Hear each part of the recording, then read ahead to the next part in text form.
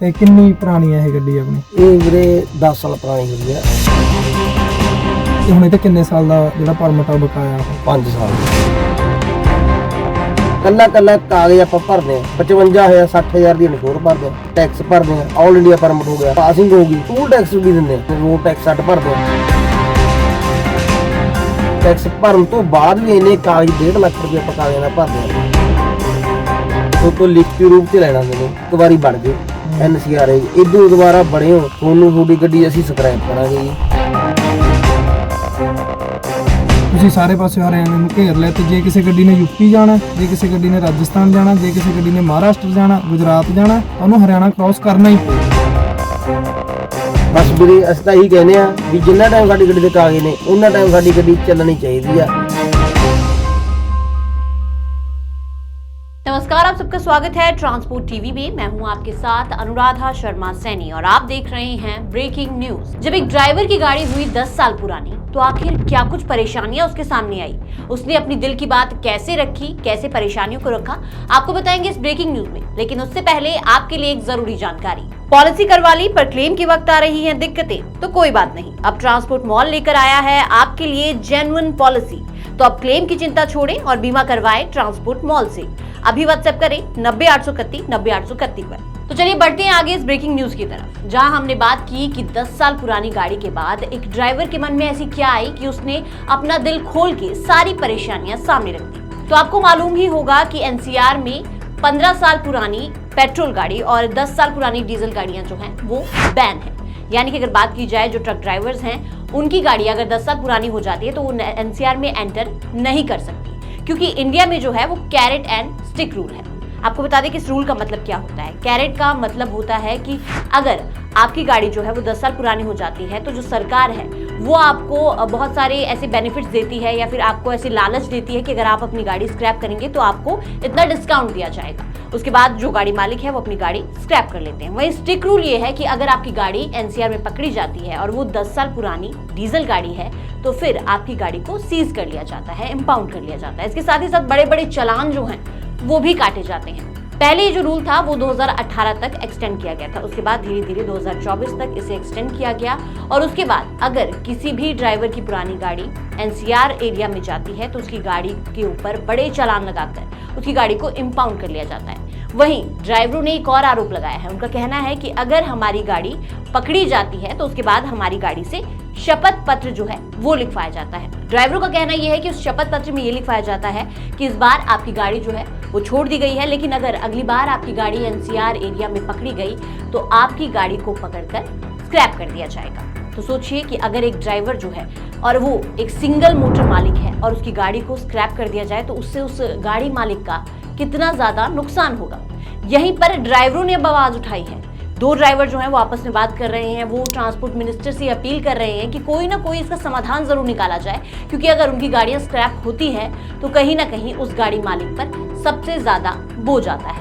अब परमिट जो है, नेशनल परमिट जो है वो गाड़ी मालिक बनाता है, डॉक्यूमेंटेशन जो है वो अपडेट करवाता है और उसमें 1.5 लाख का खर्चा कम से कम आ ही जाता है। इसके बावजूद अगर उनकी गाड़ी नेशन में घूम ही नहीं सकती, किसी और स्टेट में जा ही नहीं सकती, तो फिर इस नेशनल परमिट का फायदा क्या। अब आप भी सोच रहे होंगे कि ऐसा क्यों कि अगर नेशनल परमिट बना है उसके बावजूद जो गाड़ी है वो किसी और स्टेट में नहीं जा पा रही। बात अगर सिर्फ पंजाब के ड्राइवर्स या पंजाब की गाड़ी मालिक की जाए, आपको अगर किसी और स्टेट में जाना है तो उसे सबसे पहले हरियाणा क्रॉस करना होगा। और हरियाणा में ऐसी कई जगह हैं, कई ऐसे एरियाज हैं जो NCR में आती हैं, और इसी वजह से जब तक एक पंजाब का गाड़ी मालिक है वो इन एरिया को क्रॉस नहीं करता तब तक वो किसी और स्टेट में नहीं जा सकता। अब इस वीडियो में जो ड्राइवर आपको दिखाई दे रहा है उसकी गाड़ी जो है वो 10 साल पुरानी है। 12 लाख में इसने ये गाड़ी खरीदी है। इसके बावजूद इसके पास 5 साल और का नेशनल परमिट जो है वो अभी है, मतलब कि 5 साल और इसकी गाड़ी पूरे नेशन में घूम सकती है। लेकिन फिर भी ये अपनी गाड़ी को कहीं ले जा नहीं सकती, क्योंकि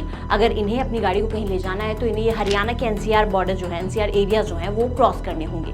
तो अब इसी बात पर 2 ड्राइवर जो हैं वो अपनी आवाज़ उठा रहे हैं कि आखिर ये सब कुछ ड्राइवरों के साथ क्यों हो रहा है, क्यों इस पर ट्रांसपोर्ट मिनिस्टर कुछ नहीं कर रहे हैं, क्यों इस पर कोई ऐसा रूल नहीं बनाया जा रहा है कि उनकी गाड़ियों को बाहर जाने दिया जाए। ਤੇ ਆਪਾਂ ਇਹਦੇ ਬਾਰੇ ਗੱਲ ਕਰਦੇ ਆਂ। ਮੇਰਾ ਵੱਡਾ ਭਰਾ ਤੇ ਉਹਨੇ ਇੱਕ ਗੱਡੀ ਲਈ ਸੀ, ਹੁਣ ਇਹ NCR ਚ ਆ ਗਈ। ਤੇ ਕੀ ਹਾਲ ਹੈ ਬਾਈ? ਵਧੀਆ ਵੀਰੇ। ਤੇ ਕਿੰਨੀ ਪੁਰਾਣੀ ਹੈ ਇਹ ਗੱਡੀ ਆਪਣੀ?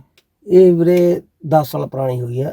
ਅੱਜ ਤੋਂ 9ਵੇਂ ਮਹੀਨੇ 'ਚ 9ਵੇਂ ਮਹੀਨੇ ਚ ਹੂੰ ਮੰਨ ਲਓ ਜਿਵੇਂ 2-3 ਮਹੀਨੇ ਲੰਘੇ ਨੇ ਜੇ, ਹਾਂ। ਕਿੰਨੇ ਦੀ ਲਈ ਸੀ ਇਹ ਗੱਡੀ ਆਪਾਂ ਨੇ? ਇਹ ਗੱਡੀ ਲੈਤੀ ਸੀ ਵੀਰੇ ਆਪਾਂ 12 ਲੱਖ ਰੁਪਏ ਦੀ। 12 ਲੱਖ ਰੁਪਏ ਦੀ। ਹਾਂ ਤੇ ਹੁਣ ਇਹ ਤੇ ਕਿੰਨੇ ਸਾਲ ਦਾ ਜਿਹੜਾ ਪਰਮਿਟ ਆ ਉਹ ਬਕਾਇਆ? ਉਹ 5 ਸਾਲ ਦਾ। 5 ਸਾਲ ਦਾ। ਹਾਂ ਤੇ 5 ਸਾਲ ਦਾ ਤੁਹਾਡਾ ਆਲ ਇੰਡੀਆ ਪਰਮਿਟ ਆ ਜਿਹੜਾ ਉਹ ਬਕਾਇਆ ਜੇ, ਹਾਂ ਤੇ ਫਿਰ ਵੀ ਤੁਸੀਂ ਆਪਾਂ NCR ਏਰੀਆ ਚ ਨਹੀਂ ਜਾ ਸਕਦੇ। ਨਹੀਂ ਜਾ ਸਕਦੇ ਬਈ, ਉਹਦੇ ਨਾਲ ਕਿੰਨਾ ਨੁਕਸਾਨ ਹੁੰਦਾ ਵਾ? ਬਹੁਤ ਨੁਕਸਾਨ ਆ ਬਈ। ਨੁਕਸਾਨ ਐਵੇਂ ਆ ਜਿਵੇਂ ਹੁਣ ਮੰਨ ਲਓ ਵੀ ਆਪਾਂ ਦੇਖੋ ਪਹਿਲਾਂ ਹਰਿਆਣੇ ਦੀ ਚਲੇ ਜਾਂਦੇ ਤੇ, ਰੋਹਤਕ ਹੋ ਗਿਆ, ਗੁੜਗਾਵਾਂ ਹੋ ਗਿਆ, ਫਰੀਦਾਬਾਦ ਹੋ ਗਿਆ, ਠੀਕ ਹੈ। ਉਦੋਂ ਬਾਅਦ ਕਰਨਾਲ ਹੋ ਗਿਆ, ਠੀਕ ਹੈ, ਪਾਣੀਪਤ ਹੋ ਗਿਆ। ਤੇ ਮੰਨ ਲਓ ਕੁਛ ਏਰੀਆ ਦੇ ਵਿੱਚ ਦੀ ਆਪਾਂ ਲੰਘਦੇ ਵੀ ਆ ਤਾਂ ਵੀ ਆਪਾਂ ਨੂੰ ਫੜਦੇ ਨੇ। ਕਿਉਂ ਫੜਦੇ ਨੇ ਬਈ? ਦੇਖੋ ਆਪਾਂ 15 ਸਾਲ ਮੰਨ ਲਓ ਵੀ ਆਪਾਂ ਨੂੰ ਸਰਕਾਰ ਨੇ ਕਾਗਜ਼ ਦਿੱਤੇ ਨੇ, ਕੱਲਾ ਕਾਗਜ਼ ਆਪਾਂ ਭਰਦੇ ਆ 55,000 60,000 ਦੀ ਇਨਸ਼ੋਰ ਭਰਦੇ ਆ, ਠੀਕ ਹੈ। ਫਿਰ ਟੈਕਸ ਭਰਦੇ ਆ, ਪੰਜਾਬ ਟੈਕਸ। ਫਿਰ ਆਪਾਂ ਠੀਕ ਹੈ ਟੈਕਸ ਭਰਨ ਤੋਂ ਬਾਅਦ ਵੀ ਇੰਨੇ ਕਾਗਜ਼ 1.5 ਲੱਖ ਰੁਪਏ ਆਪਾਂ ਕਾਗਜ਼ਾਂ ਦਾ ਭਰਦੇ ਆ। ਉਦੋਂ ਬਾਅਦ 1.5 ਲੱਖ ਰੁਪਏ ਆਪਾਂ ਕਾਗਜ਼ਾਂ ਦਾ ਭਰ ਵੀ ਦਿੱਤਾ ਤਾਂ ਵੀ ਉਦੋਂ ਬਾਅਦ ਆਪਾਂ ਨੂੰ NCR ਏਰੀਏ ਚ ਕਹਿੰਦਾ ਨਹੀਂ ਤੁਹਾਡੇ NCR ਆ ਗਿਆ, ਇਹ ਏਦਾਂ ਆ ਗਿਆ ਜੀ, ਠੀਕ ਹੈ। ਜਾਂ ਤਾਂ ਮੰਨ ਲਓ ਵੀ ਆਪਾਂ ਨੂੰ ਕੁਛ ਨਾ ਕੁਛ ਪੈਸੇ ਦੇ ਕੇ ਆਪਾਂ ਨੂੰ ਗੱਡੀ ਛਡਾਉਣੀ ਪੈਂਦੀ ਆ, ਠੀਕ ਹੈ। ਜਾਂ ਮੰਨ ਲਓ ਵੀ ਜੇ ਆਪਾਂ ਨਹੀਂ ਹੈਗੇ ਉਸ ਸੰਜੋਗ, ਮੰਨ ਲਓ ਵੀ ਉਹਨੇ ਪੈਸੇ ਆਪਣੇ ਲਵੇ ਨਹੀਂ ਵੀ ਹੁੰਦੇ ਗੱਡੀ ਵਾਲੇ ਲਵੇ, ਠੀਕ ਹੈ। ਉਦੋਂ ਬਾਅਦ ਉਹ ਕੀ ਕਰਦੇ ਨੇ, ਤੋਂ ਲਿਖਤੀ ਰੂਪ ਚ ਲੈ ਲੈਂਦੇ ਨੇ ਵੀ ਤੁਸੀਂ ਜੀ ਇੱਕ ਵਾਰੀ ਵੜ ਗਏ NCR ਇਦੋਂ ਦੁਬਾਰਾ ਬਣੇ ਹੋ, ਠੀਕ ਹੈ, ਤੁਹਾਨੂੰ ਤੁਹਾਡੀ ਗੱਡੀ ਅਸੀਂ ਸਕ੍ਰੈਪ ਕਰਾਂਗੇ ਜੀ। ਮੰਨ ਲਓ ਵੀ ਜੋ ਵੀ ਉਹਨਾਂ ਦਾ ਰੇਟ ਰੱਖਿਆ ਅਸੀਂ ਵੀ ਇੰਨੇ ਰੁਪਏ ਕਿਲੋ ਤੁਹਾਡੀ ਗੱਡੀ ਅਸੀਂ ਰੱਖ ਲਾਂਗੇ, ਠੀਕ ਹੈ। ਉਦੋਂ ਬਾਅਦ ਲਿਖ ਕੇ ਲੈ ਲੈਂਦੇ 10-15,000 ਰੁਪਏ 20,000 ਰੁਪਏ ਉਹਨੂੰ ਜੁਰਮਾਨਾ ਕਰਦੇ ਨੇ ਪਹਿਲੀ ਵਾਰ, ਠੀਕ ਹੈ। ਅੱਜ ਤਾਂ ਇਹ ਗੱਲ ਕਹਿੰਦੇ ਆ ਵੀ ਜਿੰਨਾ ਟਾਈਮ ਸਾਡੀ ਗੱਡੀ ਦੇ ਕਾਗਜ਼ ਨੇ, ਠੀਕ ਹੈ, ਉਹਨਾਂ ਟਾਈਮ ਸਾਡੀ ਗੱਡੀ ਮੰਨ ਲਓ ਕੋਈ ਹਰਿਆਣਾ, ਠੀਕ ਹੈ, ਕੋਈ ਰਾਜਸਥਾਨ ਆ, ਕੋਈ ਯੂਪੀ ਹੈ, ਉਹਨਾਂ ਟਾਈਮ ਸਾਡੀ ਗੱਡੀ ਜਾਣੀ ਚਾਹੀਦੀ ਆ ਉੱਥੇ। ਆਲ ਇੰਡੀਆ ਚ ਜਾਣ ਵਾਸਤੇ ਮੰਨ ਲਓ ਆਲ ਇੰਡੀਆ ਚ ਸਾਰੀਆਂ ਸਟੇਟਾਂ ਆਉਂਦੀਆਂ ਨੇ, ਜੇ ਤੁਸੀਂ ਮੰਨ ਲਓ ਆਂਧਰਾ ਕਰਨਾਟਕਾ ਕਿਤੇ ਵੀ ਜਾਣਾ ਤਾਂ ਬਾਇਆ ਹਰਿਆਣਾ ਜਾਣਾ ਪਊਗਾ। ਹਰਿਆਣਾ ਜਾਣਾ ਪਊਗਾ ਨਾ। ਤੁਸੀਂ ਸਾਨੂੰ ਹਰਿਆਣੇ ਚੋਂ ਲੰਘਣੇ ਨਹੀਂ ਦੇ ਰਹੇ, ਅਸੀਂ ਆਲ ਇੰਡੀਆ ਕਿੱਥੇ ਜਾਵਾਂਗੇ? ਬਿਲਕੁਲ। ਪਰਮਿਟ ਦੇ ਪੈਸੇ ਤੁਸੀਂ ਬਕਾਇਦਾ ਸਾਡੇ ਤੋਂ ਲੈਂਦੇ ਹੋ, ਠੀਕ ਹੈ। ਤੇ ਇਸ ਸਾਰੇ ਵੀਰਾਂ ਨੂੰ ਬੇਨਤੀ ਹੈ ਇਹ ਵੀਡੀਓ ਸਾਡੀ ਜਰੂਰ ਅੱਗੇ ਪਹੁੰਚਾਈ ਜਾਵੇ। ਬਸ ਵੀਰੇ ਅਸੀਂ ਤਾਂ ਇਹੀ ਕਹਿੰਦੇ ਆ ਵੀ ਜਿੰਨਾ ਟਾਈਮ ਸਾਡੀ ਗੱਡੀ ਦੇ ਕਾਗਜ਼ ਨੇ ਉਹਨਾਂ ਟਾइम ਸਾਡੀ ਗੱਡੀ ਚੱਲਣੀ ਚਾਹੀਦੀ ਆ। बात यहाँ पर सबसे बड़ी है पोल्यूशन की, कि पोल्यूशन की वजह से खासकर इन गाड़ियों को बैन किया गया है, क्योंकि 10 साल पुरानी अगर गाड़ी है तो वो पोल्यूशन ज्यादा फैलाएगी। लेकिन यहाँ पर ड्राइवरों का कहना ये है कि अगर बात पोल्यूशन की है तो आप लोगों को पोल्यूशन सर्टिफिकेट गाड़ियों के जो होते हैं वो चेक करने चाहिए, क्योंकि अगर वो उनके पास हैं तो यानी कि उनकी गाड़ियाँ जो है वो पोल्यूशन फ्री है। या फिर इसकी जगह ऐसी कोई किट जो है वो गाड़ी में होनी चाहिए जिससे आपकी गाड़ी का पोल्यूशन जो है वो चेक किया जा सके कि आखिर गाड़ी जो है वो पॉल्यूटेड फ्री है या फिर नहीं है। इसके साथ ही साथ ड्राइवरों ने AMTC जो है उनसे भी अपील की है कि वो भी इस जो प्रॉब्लम है, ये जो परेशानी है, इसका कोई सोल्यूशन ज़रूर निकालें ताकि ड्राइवरों को राहत मिल सके। आपको बता दें कि AMTC जो है उसने इससे पहले भी एक मुद्दा जो है वो उठाया था। आपको बता दें कि जब दिल्ली में पॉल्यूशन बहुत ज़्यादा बढ़ गया था तो ग्रैब जो है वहाँ लागू हो गए थे, और उस समय बात यहाँ तक आ गई थी कि जो गाड़ियाँ हैं, जो बड़े बड़े ट्रक्स हैं, वो दिल्ली में एंटर नहीं करेंगी। तो इसके साथ ही AMTC ने कहा था कि अगर हमारे ट्रक जो हैं वो एंटर नहीं होते दिल्ली में तो एसेंशियल कम्युनिटी वाले जो ट्रक्स हैं वो भी दिल्ली में हम एंटर नहीं होने देंगे, क्योंकि जितने ट्रक हैं वो वहाँ पार्किंग में खड़े थे और रोज़ वो हज़ार रुपए पार्किंग चार्जेस जो हैं वो दे रहे थे, और इससे भार जो है वो सिर्फ गाड़ी मालिक पर आ रहा था। तो अब AMTC से एक और अपील ड्राइवरों ने की है कि वो इस परेशानी का भी कोई ना कोई हल जो है वो ज़रूर निकालें। तो अब आप सोच रहे होंगे कि आखिर इसका हल क्या है। इसका हल भी हम आपको बताते हैं। हमने एक ग्राउंड रिपोर्ट की थी जिसमें हमने बताया था कि आप अपनी गाड़ियों को कबाड़ होने से बचा सकते हैं। जी हाँ, हमने बताया था कि ऑस्ट्रेलिया की कंपनी है जिसका नाम है जेनिस इलेक्ट्रिक, जिसमें कि आप रेट्रो फिटिंग के जरिए अपनी गाड़ी को नया कर सकते हैं और अपनी गाड़ी को कबाड़ होने से बचा सकते हैं। ऑस्ट्रेलिया की कंपनी है जिसने ये जो नया तरीका है ये खोज निकाला है। अगर आपको रेट्रो फिटिंग के बारे में ज्यादा जानना है तो आप हमारी एक ग्राउंड रिपोर्ट देख सकते हैं। आपको बता दें कि रेट्रो फिटिंग के जरिए आप अपनी गाड़ी को नया बना सकते हैं। इसमें होता क्या है? दरअसल इसमें होता ये है कि आपकी गाड़ी का जो इंजन है उस इंजन को बाहर निकाला जाता है और उसकी जगह, उस इंजन की जगह पर जो बैटरी है वो फिट की जाती है। अब अगर इंजन ही बाहर निकल गया तो आपकी गाड़ी का जो पोल्यूशन का जो सारा मसला है वो कहीं ना कहीं हल हो जाता है, और अगर बैटरी नहीं डलती है तो इससे पोल्यूशन की सारी जो दिक्कतें हैं, या फिर हम कहें कि गाड़ी से पोल्यूशन बढ़ रहा है, वो सारी दिक्कतें दूर हो जाती हैं। क्योंकि आपको मालूम होगा कि लगातार हम जो है इलेक्ट्रिकल व्हीकल की तरफ बढ़ रहे हैं। इंडिया में भी इलेक्ट्रिकल व्हीकल को ज़्यादा प्रेफरेंस दी जा रही है। तो इसी के लिए अब अगर ऑस्ट्रेलिया ऐसा कर सकता है, ऑस्ट्रेलिया में एक ट्रक में उसका इंजन निकालकर बैटरीज भरी जा सकती हैं और उसको इलेक्ट्रिकल बनाया जा सकता है, तो यहाँ पर ये क्यों नहीं हो सकता है? ये बड़ा सवाल है। तो अगर रेट्रोफिटिंग आपकी गाड़ी में होती है तो उसके फायदे भी कई होते हैं। उसके फायदे क्या कुछ है वो भी हम आपको बताएंगे। सबसे पहला फायदा ये है कि उसमें कम परिचालन लागत आती है, यानी कि लोअर ऑपरेशन कॉस्ट। तो इसमें जो इलेक्ट्रिकल व्हीकल होता है वो पेट्रोल और डीजल जो गाड़ियां होती हैं उसके बजाय ज़्यादा सस्ता होता है। आपको बता दें कि बिजली जो है वो सस्ती होती है और इसी वजह से आपकी गाड़ियां ज़्यादा चल पाती है और आपके ऊपर इतना भार जो है वो भी नहीं आ पाता।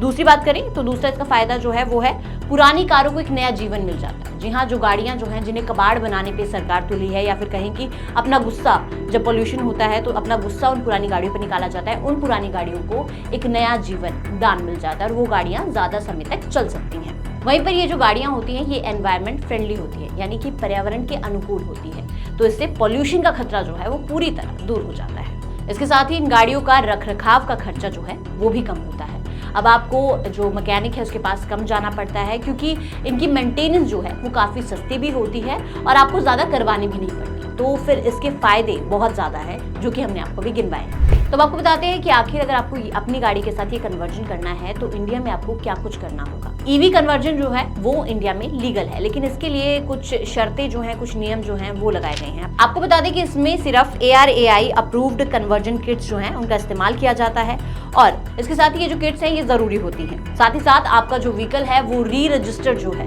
वो RTO के थ्रू होना चाहिए। अगर RTO से री रजिस्टर नहीं करती है तो आपकी गाड़ी का कन्वर्जन नहीं हो सकता और इसके साथ ही आपकी गाड़ी का कन्वर्जन जो है उसे इल्लीगल माना जाएगा, यानी कि गैर कानूनी जो है वो माना जाएगा। तो देखिए, अगर आपको अपनी गाड़ी की रेट्रोफिटिंग करनी है तो उसके लिए काफ़ी ज़्यादा रूल, काफ़ी ज़्यादा नियम जो हैं वो फॉलो करने पड़ेंगे। लेकिन इंडिया में क्या ये पॉसिबल है? तो इंडिया में पॉसिबल ज़रूर है, लेकिन इसके लिए सरकारों को काम करना होगा, क्योंकि गाड़ी को स्क्रैप करना या गाड़ी को कबाड़ बनाना कहीं से भी इसका कोई हल नहीं है, क्योंकि गाड़ी मालिक जो हैं वो इसमें सबसे ज़्यादा जो है परेशान होते हैं और सिंगल मोटर मालिक को ही इसमें सबसे ज़्यादा परेशानी का सामना करना पड़ता है। तो इसके लिए सरकारों को कोई कदम उठाना चाहिए। जिस तरह से ऑस्ट्रेलिया में ये जो योजना है ये लाई गई है, जो प्लान है ये लाया गया, उसी तरीके से इंडिया में भी इस प्लान को लाया जाना चाहिए और ड्राइवरों के लिए इसे काफ़ी ज़्यादा जो ईजी है वो बनाने की कोशिश करनी चाहिए, ताकि ड्राइवर जो है वो अपनी गाड़ी में एक नई जान फूंक सके। लेकिन इस वीडियो के बारे में आपके क्या विचार है वो हमें कमेंट सेक्शन में ज़रूर बताइएगा। साथ ही चैनल को सब्सक्राइब कीजिए और ऐसी ही वीडियोज़ के लिए आप हमें फेसबुक और ट्विटर पर भी फॉलो कर सकते हैं।